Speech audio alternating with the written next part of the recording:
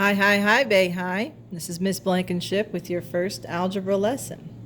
We're talking about 1.1, domain, range, and in behaviors. First, let's talk about what is domain and range. And one thing we said in class that I think helped is we put our hands on our desk and we said, my desk is my domain, right? They both start with the letter D, and your desk is a horizontal surface, which hopefully makes you think of the X, right? Horizontal. And then I reached my hand straight up in the air, right? My range is my reach, right? Both start with the letter R. That's how I remember stuff, is try to find something that starts with the same letter and like your first name, something that helps me remember. So that's your Y. It's not only how far you can reach up, but reach down, right? Reach under your desk. And that's vertical. All right, so that should help you keep domain and range separate on which one are we talking about. So I thought we would do a couple of examples. I'm just going to sketch an XY grid. And you can sketch along at home, or you can just lay back and watch. But remember that the math, the best way to learn math is to do math. That's my quote of the week, by the way. So I'm going to put a point here with an open dot, and then I'm going to put a closed dot, fill it in nice right there. And anything that's straight can be a straight edge. I'm going to use the Alamo. Remember the Alamo. Y'all didn't grow up with Texas history. Maybe you did. I don't know. I remember the Alamo. Anyhow, our point here, let's see, we got -1, 3, and then this one is at 3, -1, 2, 3, -4. Okay, notice that this is a finite interval. It has 2 endpoints, right? It does not go on forever. So if we're going to describe the domain and range, we want to do it in 3 different ways. The first one is the inequality. I've run out of room. I'm just going to write the word right here. The inequality. Right? We look at where it does, remember domain is your X, where is the lowest value of X in our interval? So you're looking in the left direction. The first place X can be is at -1, and the last place it can be is here at +3. So X is somewhere between those two variables. X is somewhere between -1 and 3. But can it be -1? That open circle tells us no. It can be every number up to there. It's between -1 and 3, but not including -1. So we're just going to use the less than symbol. But the filled in circle shows us that it does include that point. So it could be less than 3, but it could also equal 3. So we use the less than or equal to symbol. The other one we had was set notation. It has that squiggly bracket, and then you write your variable and a vertical line. And then you write the same inequality inside the squiggly bracket. The way you would read a set notation is for the set of numbers X, the value is between -1 and 3, right? And we're including 3. The last one is your interval notation.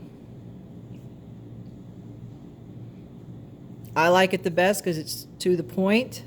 X is between -1 and 3. You just put a comma between those two numbers. And then the question is, am I going to use soft parentheses or hard bracket? You use the soft parentheses with the open, right? And you use the hard bracket to show that the number 3 is included in that interval. So domain is just the X interval, right? Along the X axis. These are the values of X that can be in this function. The range are the y values. So we're looking at the y-axis. These y values that are included are the range. So our lowest number, we're looking in the negative y direction, right, is -4. And the highest number y can be is a +3, right? So we're in the y direction now. So y is somewhere between those two. Oh, I'm sorry. Yeah, I'm filming this for the second time, trying to fit it all in here. So much good stuff. It's harder to adjust this one because with my overhead, I can zoom in and out. So it is going to include -4. So we use the less than or equal to symbol. It does not include the 3, so we leave it just as less than. Set notation. We write our variable and separate the interval with a horizontal line. Same interval as the inequality. For the set of variables y, it is between -4 and 3. And then interval notation is between -4 and 3. And we include -4, but we do not include +3, right? Because we got the open circle here. So that's the difference. That's when you know which one to use. Is if it's included, we'll use a filled in circle. The open circle means it does not include it. The end behavior here does not exist.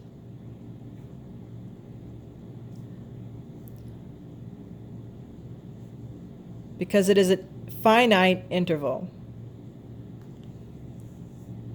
All right, you don't have end behavior because it's not approaching infinity. End behavior talks about as x approaches infinity, what is y doing? Well, x does not approach infinity. X stops right there at 3. Okay, so we don't actually have end behavior on a finite interval. You will if you have an infinite.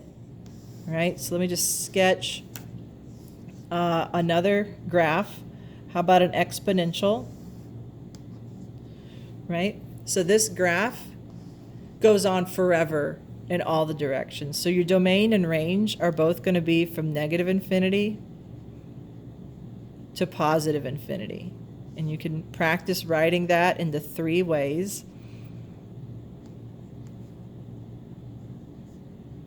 And you would write your range the exact same way. It's all numbers, all real numbers. Okay? All real numbers are in the domain and range, right? Actually, in our range, we don't have any negatives, do we? We might have to make a note of that. So domain, it goes on forever in the x and the y, but I did just notice, hey, it doesn't go forever in y, does it? It does not go in the negative y values at all. So our range, our lowest value is 0. And can it equal 0? No, it never gets there. It gets really close, but it never equals 0.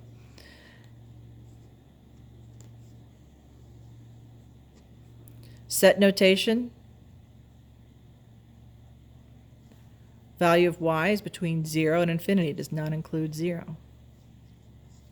And then 0 to infinity with the soft bracket because we're not including 0. So that's your range. What I really wanted to do was talk about end behavior. You always start talking about end behavior with what is x doing, because x is your independent variable. And first we talk about as x goes in the positive direction, right? As x goes to the right, what is y doing, right? So as x, I forgot to write the letter x, as x arrow goes towards infinity, right? What does y do? What does the function do? The function is approaching 0, right? It's getting closer and closer to 0. Right here, it might be just a fraction, right here, maybe 1, and it's getting a smaller and smaller fraction, but it never quite hits 0. but it's going in that direction. How about as x goes in the negative infinity direction? As x goes to the left, what does y do? Y is getting bigger, right? So y is also approaching positive infinity, right? When you discuss in behavior, always start your statement with this. As x goes in the positive direction, what does y do? And then as x goes in the negative direction, what does y do? Because what y does depends on what x is doing, right? So as x increases, is y increasing? So I think that's all I've got today. Thank y'all for tuning in. I hope to do more and to do better each time. Bye.